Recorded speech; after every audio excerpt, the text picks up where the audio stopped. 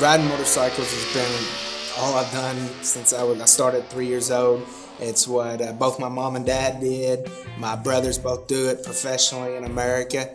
And, I guess you could say it's in my genes. I started out on dirt bikes in the yard and went on to ride flat track. Went on the road when I turned 16. Started racing professionally in America.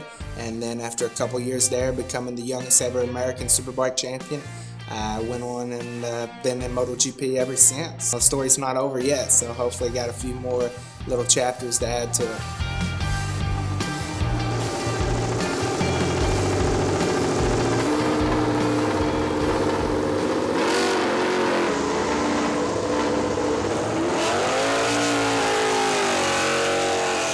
I run number 69, mainly it was my dad's number. And right from the beginning, it was the numbers that my dad had, and just kind of been going with it since then. But I always took my racing serious, even in the amateur days. For me, it's what I love to do, it's what I want to do, and I planned on making a career out of it. And even then, I had the mentality of a pro. I like the challenge, I like constantly trying to push myself and better myself. MotoGP is a big step. If I'm honest, it was a bigger step than I realized. I did it quite young. I think I was 21, and I went straight from the American Superbike Championship directly to MotoGP. It was more than just the racing. The tracks are a lot different in America, where the American tracks are more, probably I would say, built around cars, where in Europe, a lot more thought about for motorcycles, which they're better, but took time to get used to how much wider they were, faster they were. And also the life, coming from a big family in Kentucky, it's a big step going to some of the other smaller countries where the language is different, the culture is different, and you have to adjust to that and get comfortable with the jet lag on top of the racing.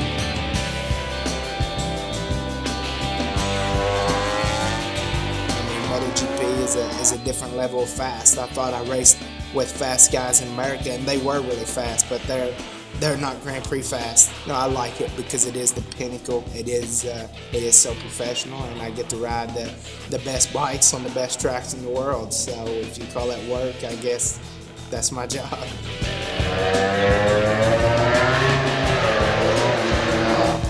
When I won my world championship, I considered it ours. My family's. We won that together. It might sound crazy, but I started out chasing that dream about 5 or 6 years old. You don't just get lucky and win one of those, especially coming from a small town in Kentucky.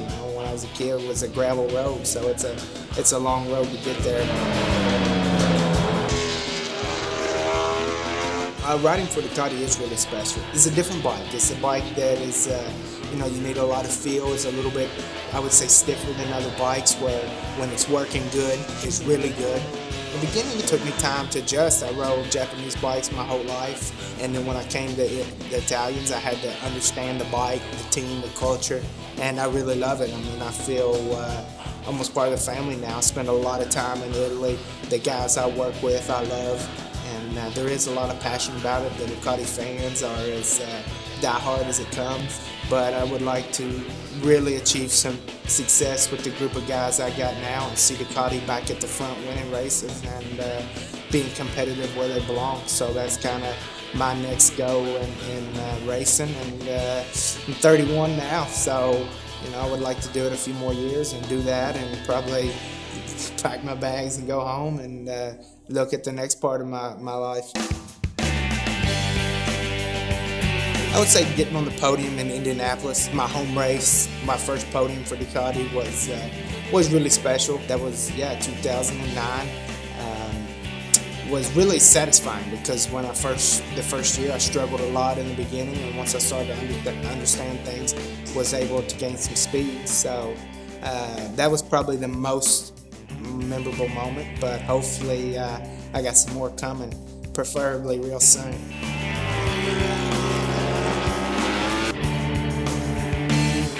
Riding a MotoGP bike to really race one at the level now to be competitive is really difficult.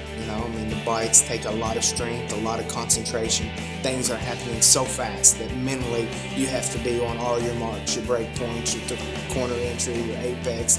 One little mistake and you're down. So they can be a lot of fun if the bike is working good and the conditions are good, but when the bike's not working and the track's not suited, maybe it's wet or slippery, they can also be, I don't want to say miserable, but they can be not really friendly. They can be hard to get along with and have a lot of attitude, but hopefully more days than not they're in a good mood and you can work with them.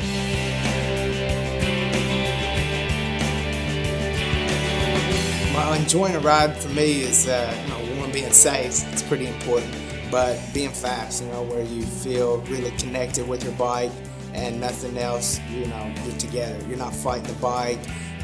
You're not holding on for dear life, or you're not overriding the bike. Just when you're together, and that's the beauty of riding motorcycles. I think is the freedom and really being a part of the bike.